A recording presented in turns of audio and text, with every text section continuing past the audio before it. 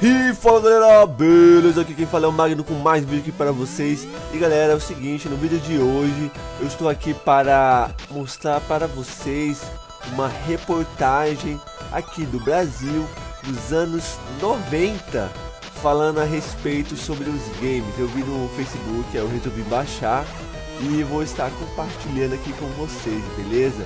É um vídeo bem bacana, ele mostra como era a galerinha lá nos anos 90, como eram os jogos e como os caras viam os jogos naquela época, bem da hora. Então, sem mais delongas, eu vou deixar aqui a reportagem para vocês. Então, espero que vocês gostem. Se você gostar, então deixa o seu joinha aqui já embaixo já. E é isso aí, muito obrigado, valeu e boa reportagem. Fui. Boa noite. Duas reportagens no Globo Repórter de hoje. A febre do videogame, o setor que mais cresce na venda de brinquedos.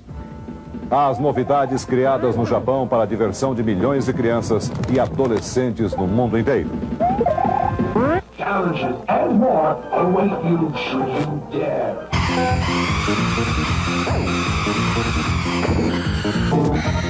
Os adultos que jogam no computador. Os jogos que simulam a realidade. O simulador de voo que ensina os pilotos a voar. Essa foi por pouco, não foi, Celso? Mas antes vamos a Guerra do Golfo entrou para a história como a guerra do videogame. As imagens da guerra eletrônica são idênticas às que enchem as telas dos jogos de milhões de crianças e adolescentes no mundo inteiro. O brinquedo favorito da geração dos anos 90 explodiu este mês nas grandes cidades brasileiras em feiras e torneios, novas lojas e locadoras de jogos. Este ano, as vendas de videogame no Brasil vão chegar a 100 milhões de dólares, 34 bilhões de cruzeiros. A repórter Neide Duarte entrou nesse mundo onde não se sabe ao certo onde termina a realidade e começa a ficção. Esses meninos que usam os mesmos acessórios e que mastigam, mas não engolem, sabem o que querem. Procuram caixinhas de aventuras e sonham com um controle na mão e um vídeo na cabeça. Quando as crianças tiram a televisão do ar e ligam aquele aparelhinho, elas entram num outro mundo. Vamos junto com elas lá pra dentro.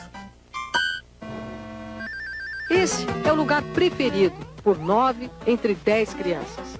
Aqui elas passam a maior parte do tempo, quando a mãe não proíbe. Nesse mundo, vive um sujeito bigodudo, barrigudinho, que anda sempre enfesado, quebrando tudo. É o Super Mario, um bombeiro italiano. Bombeiro dos bons. Sabe entrar pelo cano e sair vivo. Ele tem uma vantagem sobre os outros baixinhos. Quando come um cogumelo, cresce. Para ganhar a vida, tem que comer dinheiro. Cada 100 moedas, uma vida extra. Quando Mario encontra seus inimigos, fica mais enfesado. Resolve tudo no taco. Seu Mario, para um pouco. Seu Mario, tem uma coisa que todas as crianças querem saber. O que é que a gente sente quando morre? Ah, você quer saber? Então toma. Briga na tela, encrenca na sala. Essas duas. Essas duas estão daqui. Não, Mario. Cala a boca, eu vou chamar a mamãe, quer ver? Quem é que vai decidir? Eu. Você? É. É ele que decide? Não, Quem é que decide? a minha mãe, né? Ah, os meninos. Meninas não são assim. Olha só essas duas. Tão parecidas e tão comportadas diante do videogame. Como é que vocês decidem quem joga primeiro? A briga. Mas como é que é essa briga? Bater. Bater? Igual acontece nos videogames? Vocês brigam ou não? Não. Briga de mulher é diferente. Como que é? A gente puxa o cabelo, tranca no banheiro. Uma tranca a outra no banheiro e quem tá fora vai jogar. É.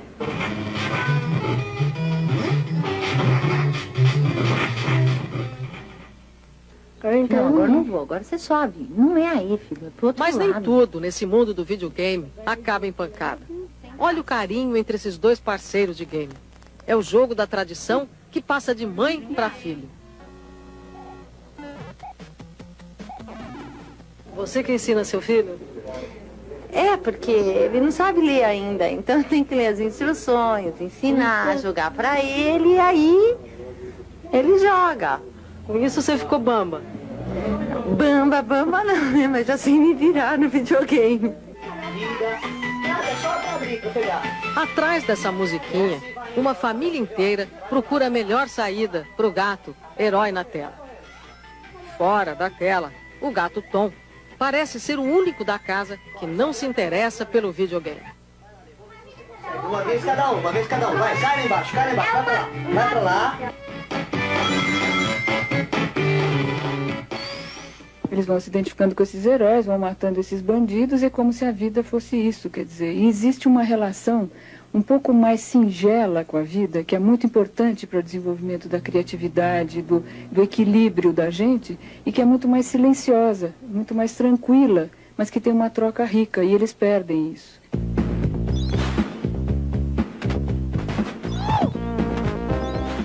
A solidão faz parte do jogo. É meio caminho entre concentração e obsessão. Nesse momento em que a gente se liga, não dá para falar, nem sair do lugar, nem pensar em nada, a não ser nesse vídeo que nos mantém ligados. Um deslize e pronto. Morreu. Nesse mundo, a vida não é uma só. A morte não é irreversível. E nós não somos os mesmos. Temos pela frente um caminho cheio de inimigos. Precisamos aprender onde estão as armadilhas, descobrir onde estão os segredos que vão permitir a nossa passagem. Vamos matar e morrer várias vezes nesse caminho, até encontrar a saída estratégica pela direita. E pronto, saímos do vídeo. Estamos fora do ar, até o próximo jogo. Para Tony, está sempre na hora do próximo jogo. 24 horas no ar. Tony é campeão. E quem é bom nesse jogo, não pisca. Ele é tão bom que chegou a ser contratado por uma revista especializada em videogame para dar dicas sobre os jogos. No Castelo das Ilusões, ele é mestre.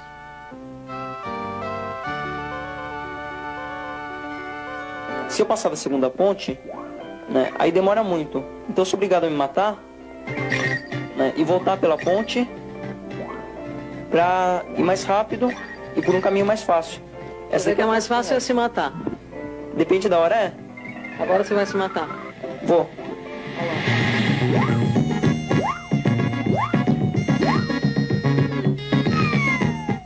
Ah, pronto, morreu. Agora eu vou pelo caminho certo. A melhor saída, nesse momento, é a garrafa de leite. Mas lá dentro, ele também não está seguro. O leite, como tudo nesse castelo, é pura ilusão. Esse monstro é o pior inimigo dessa fase. É, da fase dos doces, né? Pra matar ele, eu fico no meio da tela, como eu tô fazendo agora, né, pulando na cabeça dele quando ele me atacar.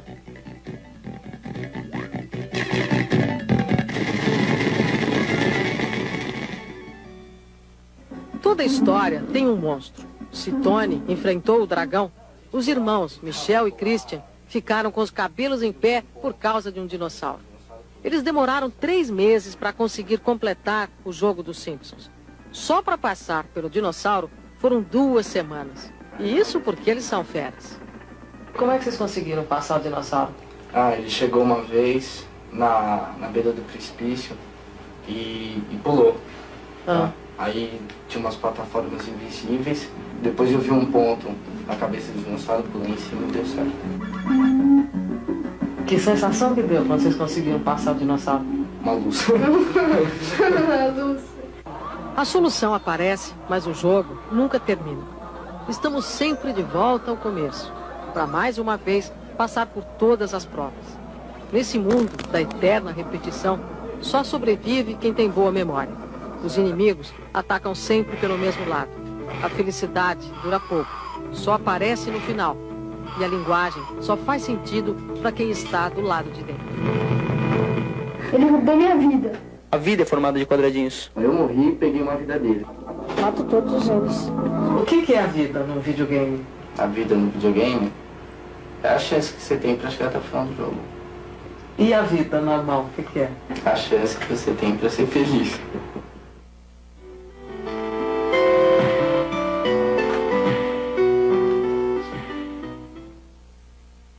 Ação.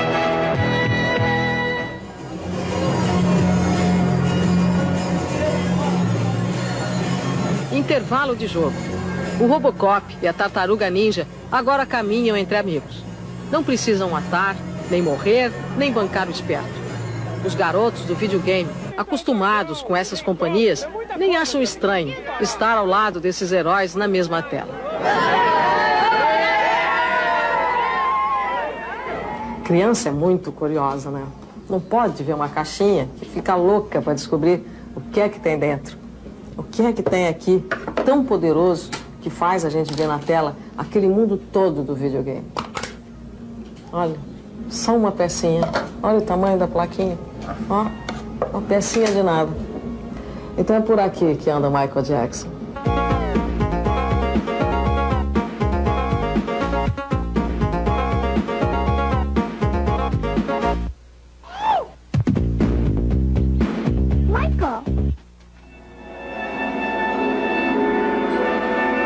Michael Jackson, na verdade, dança por aqui, nesse mundo que é uma plaquinha de circuito eletrônico e que, no entanto, cabe na nossa mão.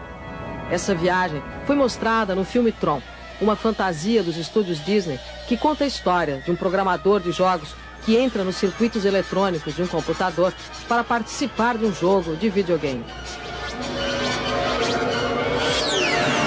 Dentro da plaquinha eletrônica, o que existe é isto: infinitos caminhos por onde correm centelhas de energia à velocidade da luz, criando formas fantásticas.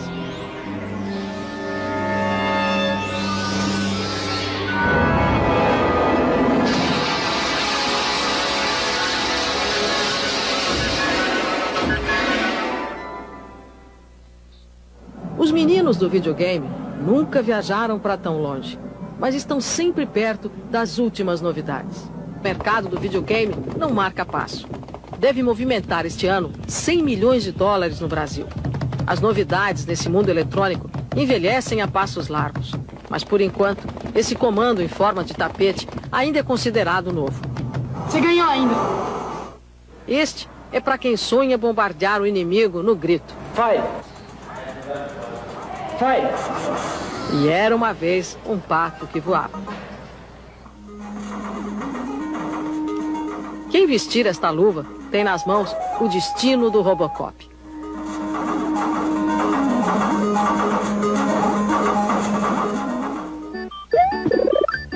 Mas novidade mesmo é esta história: o mundo de Super Mario. Os garotos do Brasil e dos Estados Unidos esperam ansiosamente por ele. Por enquanto, foi lançado só no Japão. As imagens são tridimensionais e o grande vilão da história é esse monstro aí, o Rei Copa.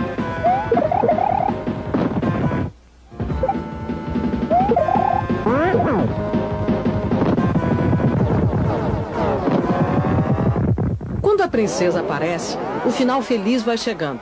Mas o repórter Carlos Dornelles não deixa o jogo acabar lá no primeiro mundo. Um videogame com um personagem de sucesso como Mario vende fácil mais de 3 milhões de cópias no Japão em apenas alguns dias. Não existe país onde a febre do vídeo seja tão grande. Antes de cada lançamento famoso, filas gigantescas aguardam a abertura das lojas. Os fãs do videogame chegam a dormir nas calçadas. Alguns jogos mais conhecidos vendem mais de 1 milhão de cartuchos já no primeiro dia de lançamento. Mais do que um lazer, o videogame vai se incorporando definitivamente ao dia a dia dos japoneses. Nessa escola, as crianças aprendem matemática brincando. Essa outra escola é um pouco mais sofisticada. Aqui os alunos aprendem como criar novos videogames. O incentivo é tão grande que são comuns os concursos nacionais para escolher os 20 alunos mais criativos do país. São eles que vão inventar os novos jogos que costumam se espalhar mundo afora. E têm a responsabilidade de multiplicar novidades. Muitas delas ainda sequer saíram do Japão. Como esse vídeo acoplado a um telefone. Você pode jogar com um amigo distante ou mesmo com um vizinho, sem que ninguém precise sair de casa. Ou ainda essa bicicleta ergométrica. O jogador atleta se diverte, faz exercício e no final ainda tem na tela o resultado do mini check-up que fez enquanto jogava. Os videogames que invadem hoje os Estados Unidos não encontram muita resistência. E é uma invasão japonesa em larga escala. São eles que dominam quase 90% do mercado norte-americano de videogames. E não parecem nem um pouco próximos de perder esse reinado. As vendas de videogames nos Estados Unidos chegam a movimentar mais de 4 bilhões de dólares a cada ano. As lojas vivem lotadas.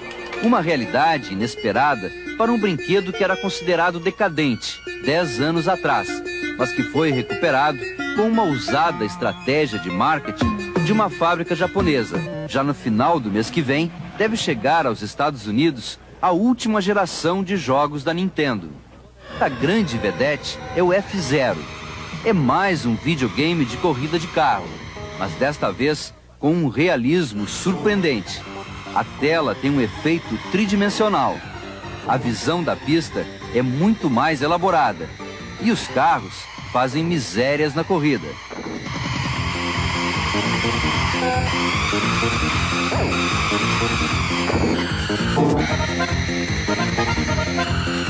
E mesmo quando o piloto falha, o visual continua sendo uma atração.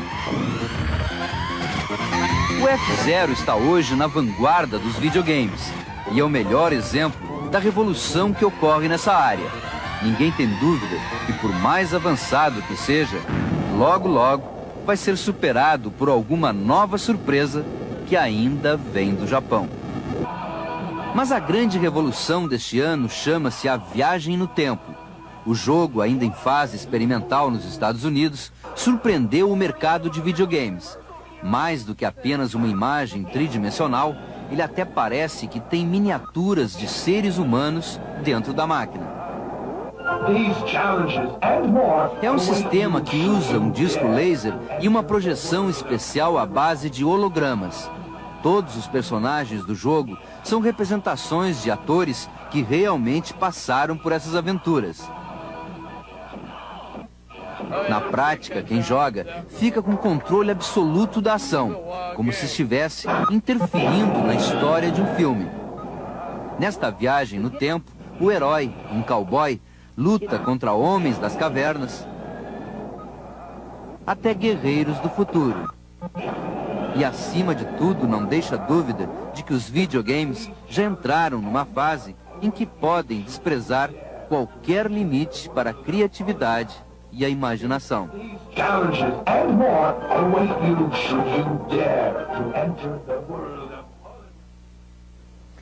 A seguir, a simulação da realidade da...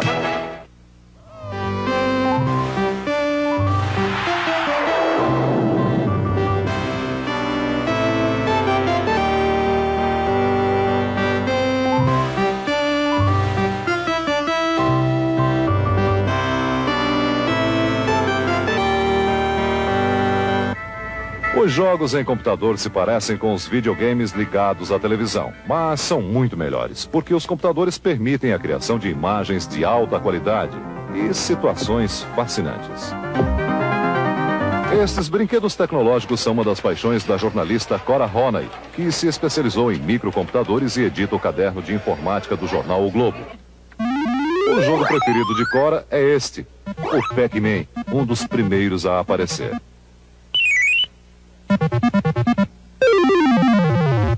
Cora, os jogos no computador são programas antigos ou é uma coisa recente? Eles são muito antigos. Eu acho que desde que o homem inventou o computador, ele descobriu que havia um potencial de brincadeira, de jogo. Esse que você está vendo aqui é arqueológico, quase. Ele é de 82. É uma cópia de 82 de um jogo ainda anterior, feito no fim dos anos 70. Foi no início dos anos 80 que esses 4 rapazes começaram a se interessar pelos computadores. Hoje eles são engenheiros e técnicos em eletrônica e trabalham juntos numa empresa de manutenção de micros.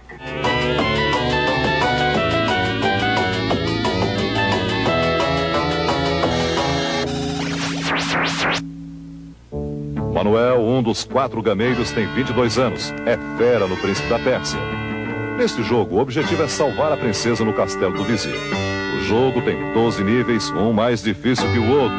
O jogador precisa vencer todos os níveis em 60 minutos, marcados na ampulheta do vizir. Se o herói não chegar a tempo, o vizir aparece para casar com a princesa. Os desafios são terríveis. Além dos saltos, há o risco das guilhotinas.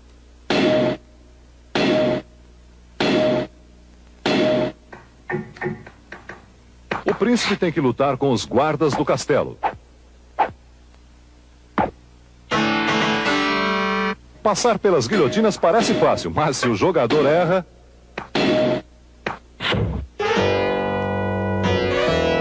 O jeito é recomeçar e encarar de novo todos os obstáculos para, no fim, conquistar a princesa.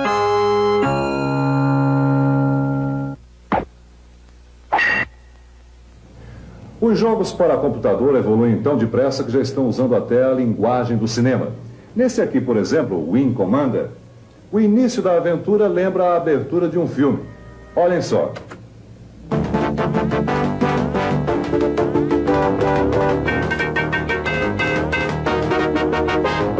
Ao contrário do vídeo comum, o jogo em computador permite ao jogador funcionar ao mesmo tempo como personagem e diretor do filme, mudando a ação, o desenrolar da história.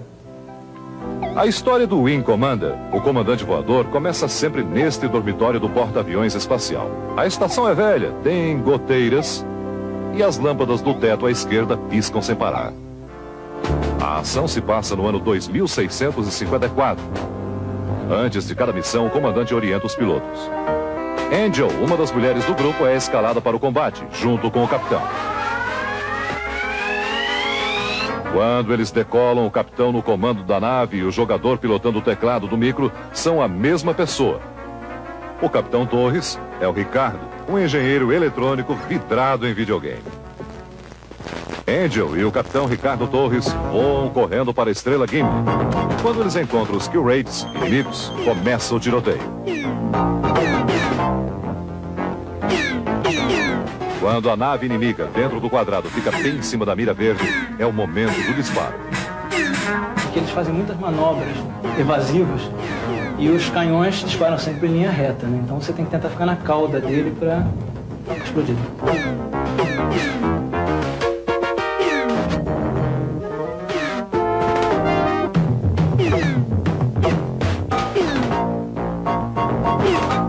A nave do capitão tem mísseis teleguiados.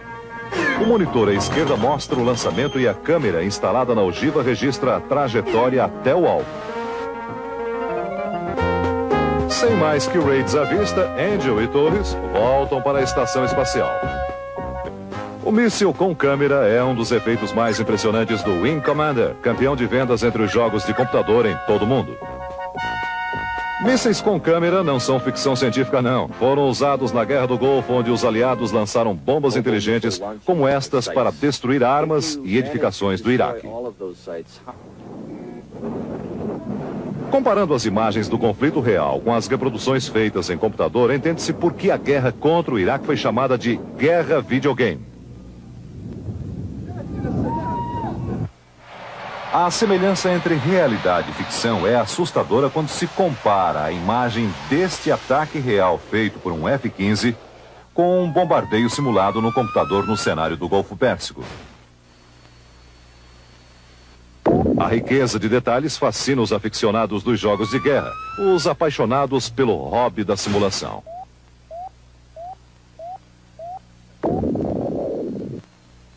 Aqui a simulação deixa de ser um hobby e vira coisa séria. Este é um simulador de voos usado para treinamento de pilotos profissionais. E esta é a reprodução fiel de uma cabine de jumbo 747. Um grande computador consegue criar as mais diferentes condições de voo, pouso e decolagem. As imagens são projetadas numa grande tela colocada aqui na frente, no para-brisa do avião. Nesse momento, é noite e o comandante Scherer vai decolar do Aeroporto Internacional do Rio de Janeiro. Pronto, Celso. A sensação de realidade é impressionante. Os comandos acionados pelo piloto, a pista rolando, o ruído dentro da cabine. Estamos chegando lá agora.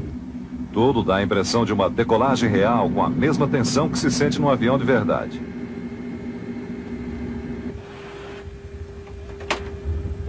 Bem à nossa frente, nós temos a ponte Rio-Niterói. Agora, à nossa direita, em cima daquele morro, o ponto iluminado é o Cristo Redentor.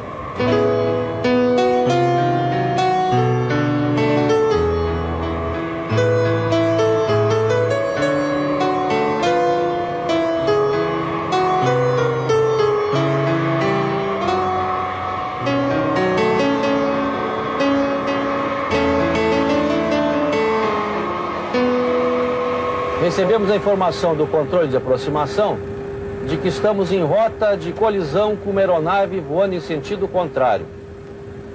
Já podemos observá-la muito próxima. Vamos tentar desviar dela. Opa, essa foi por pouco, não foi, Celso? Criar situações de perigo é a função principal do simulador de voo. Este aparelho imenso que lembra uma nave espacial, presa ao chão por 6 eixos hidráulicos.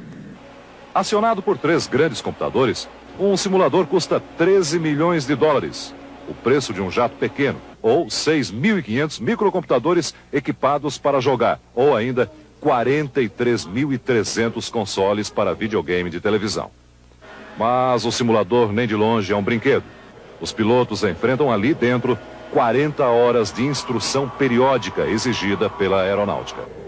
Na cabine, o técnico opera o computador tocando diretamente a tela, como se estivesse num caixa eletrônico no banco da esquina. E o computador vai apresentando condições de voo tão delicadas quanto a do aeroporto de Zurique, na Suíça, coberto de neve. É ali que nós vamos aterrissar agora. A pista vai se aproximando, vai crescendo e dá até aquela apreensão que se tem quando o avião toca o solo. Já vamos nos aproximar em pouco tempo no ponto de desembarque do aeroporto de Zurique, Celso.